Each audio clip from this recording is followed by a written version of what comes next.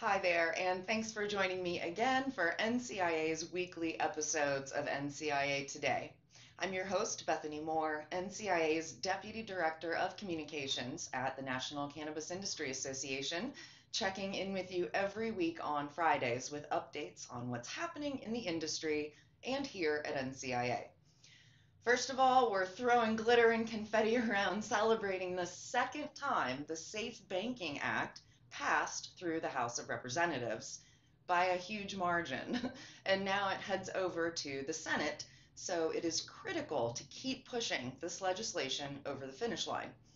We'll hear more about it from our government relations team in just a moment, but in the meantime, go ahead and head to congress.gov and look up the phone numbers, especially for your senators.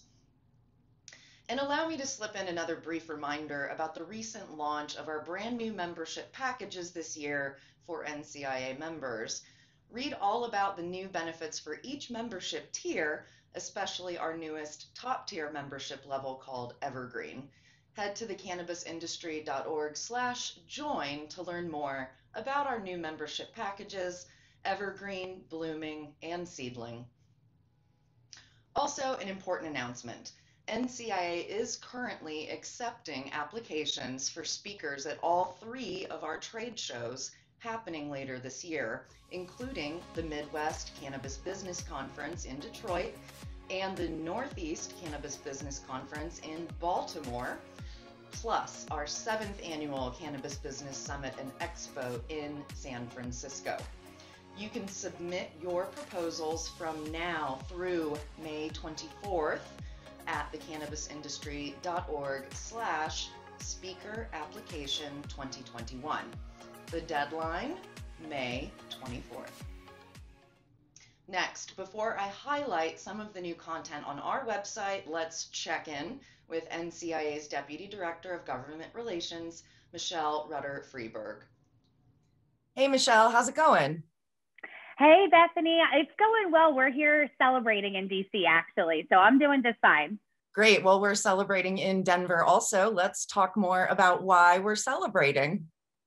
Yeah, so really big news came out of the Hill this week. As I'm sure everybody's pretty much heard by now, the Safe Banking Act passed out of the House of Representatives. It passed out with a huge bipartisan vote. Really happy about the vote number. It was a vote of 321 to 101. And so we're just super excited. This was the first cannabis-related bill to make it to the House floor for this congressional session. And, you know, to be quite honest with you, I think it happened a lot quicker than any of us were expecting. I know probably the last time that I sat down and talked with you, I was saying that, you know, we were eager to get it moving and working hard to do so. And I guess hard work paid off because, like I said, this came up super quickly. And, you know, like I said, we were just thrilled with the bipartisan margin, say that 3 times fast, right? Bipartisan margin that it passed by. And so, you know, but it's been a really, really long journey to get here.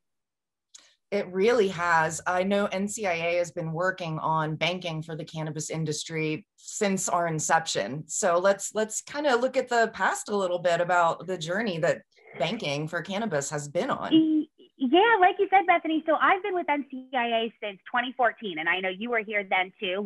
We've been here for quite a while. I guess maybe we're dating ourselves a little bit with that. But, you know, even when I started back in 2014, the Safe Banking Act was one of our big pieces of priority legislation. And so, you know, I'm really proud that I can say that, you know, the whole NCIA team, and certainly can speak for myself and say that this is something that we have been working on for a really, really long time. So it makes the victory this week that much sweeter. And, you know, we were actually working on the bill before it was called the Safe Banking Act. So before it was the Safe Banking Act, stay with me here. It was the Marijuana Businesses Access to Banking Act. Like I said, talk about a mouthful. I guess this is our episode full of tongue twisters for people. But, you know, the Marijuana Businesses Access to Banking Act didn't have an acronym as good as SAFE. But when that was first introduced, it was 2013. And, you know, think about how different the industry was back in 2013. You know, that's before legal sales of adult use cannabis had ever happened. And so, you know, that's just to say that this issue has been one that's, you know, been around for quite a while.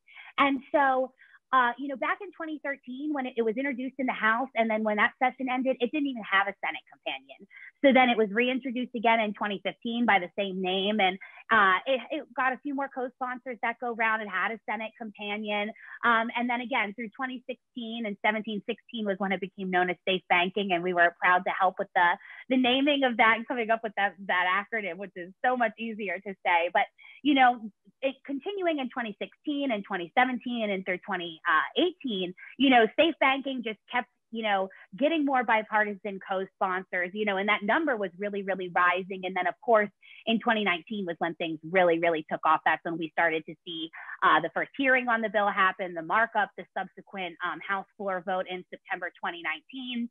And then, of course, like I said, bringing us up to today. And it's important to note, too, like I just mentioned, the bill was also voted on in September 2019, and the vote count was almost identical. It was 321-103 in September of 19, and it was 321-101. So very, very slight difference there in terms of the numbers. But what's remarkable about that, Bethany, is number one, just those numbers, right? So the bill passed under suspension, which is basically a fancy word to say, parliamentary word to say, you have to have 2/3 of the chamber and no amendments. So it goes quickly. And so we were able to do that. But not only that, we were also able to do this in a Congress where the Democrats hold less seats than they did back in September 2019. So just to think about this in a political lens too, knowing that we have more Republicans in the House, and yet we still were able to maintain that vote count and actually increase the number of Republicans that voted in favor, we feel like that's a really, really good sign for us. So again, it's had a really, really long journey to get here, but of course the journey's not over yet. The bill obviously has made its way over to the Senate now, and that's where we'll continue to work.